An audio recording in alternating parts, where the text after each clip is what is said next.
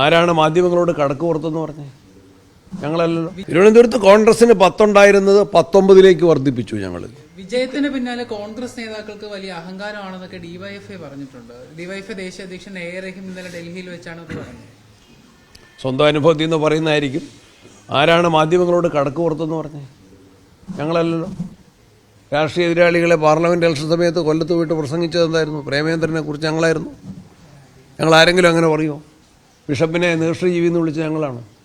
ഞങ്ങൾ കൂടുതൽ വിനയത്തോടെ അത് പറയുമ്പോൾ ഞാൻ ഉമ്മൻചാണ്ടിയെ ഓർമ്മിക്കുകയാണ്, AK എന്നെ ഓർമ്മിക്കുകയാണ്.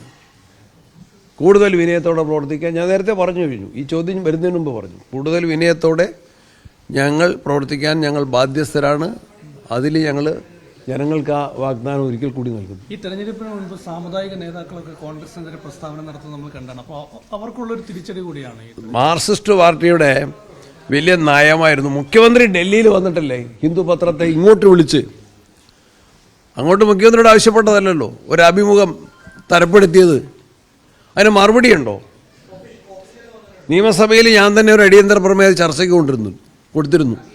അത് അവരുടെ അനുമതി തേടിക്കൊണ്ട് സംസാരിക്കാൻ പോലും അനുവദിച്ചില്ല. കാരണം അതിലെ ഫാക്റ്റ് വന്നാൽ പത്രങ്ങൾ തന്നെ അതിൻ്റെ വിശദീകരണം കൊടുത്തത് എന്താണ്? വ്യക്തമല്ലേ? അപ്പം മാർക്സിസ്റ്റ് പാർട്ടി അവസരവാദപരമായിട്ട് വർഗീയത കളിക്കാൻ വേണ്ടി ശ്രമിച്ചു. അത് അവർക്ക് തന്നെ എതിരായിട്ട് വന്നു. ഈ തിരുവനന്തപുരത്തെ ബിജെപിയുടെ വിജയം ഇടതുപക്ഷത്തിന് വിമർശിക്കുന്നതിന് ഉപരിയായിട്ട് എങ്ങനെയാണ് വിലയിരുത്തുന്നത്? അത് ഗൗരവത്തിൽ കാണേണ്ടതാണ്. കോൺഗ്രസ് ഇത് ഗൗരവത്തിൽ തന്നെ കണ്ടു. ബഹുമാനായ ശ്രീ കെ മുരളീധരൻ തന്നെ തിരുവനന്തപുരം കോർപ്പറേഷൻ്റെ ചുമതല ഏറ്റെടുത്ത് ദീർഘനാളത്തെ നല്ല പ്രവർത്തനങ്ങൾ നടത്തി നല്ല സ്ഥാനാർത്ഥികളെ ആദ്യമേ ശബരിനാഥിനെ സ്ഥാനാർത്ഥിയായിട്ട് നിശ്ചയിച്ചത് കോൺഗ്രസ്സാണ്. അദ്ദേഹം നല്ല വോട്ടിന് ജയിച്ചു.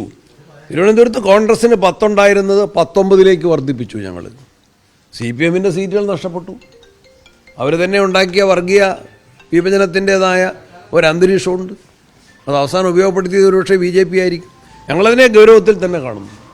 ഈ ശശി തരൂരിന്റെ പ്രസ്താവനകൾ എത്രത്തോളം BJPക്ക് ഗുണം ചെയ്തിട്ടുണ്ട്? അതെങ്ങനെ ഉണ്ടാവില്ല.